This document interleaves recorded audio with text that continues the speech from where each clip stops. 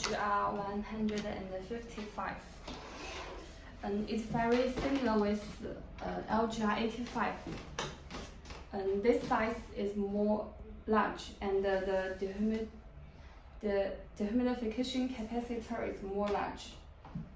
Okay, but their appearance and a little different with our LGR85. We also have we have the power cord is stored on the top to save space and avoid the danger of electricity.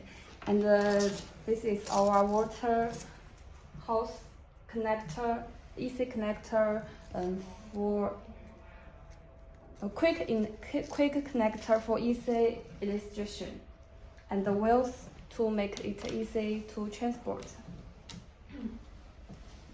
And the filter here is a filter. The filter also can be washed. We can unscrew the 4 fixing screws and then take out the filter. Here is the air inlet, and the air outlet is on the left side.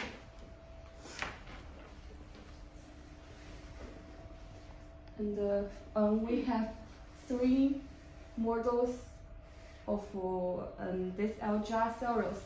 They are the same in some aspects, and but their size and the dehumidification capacitor is different.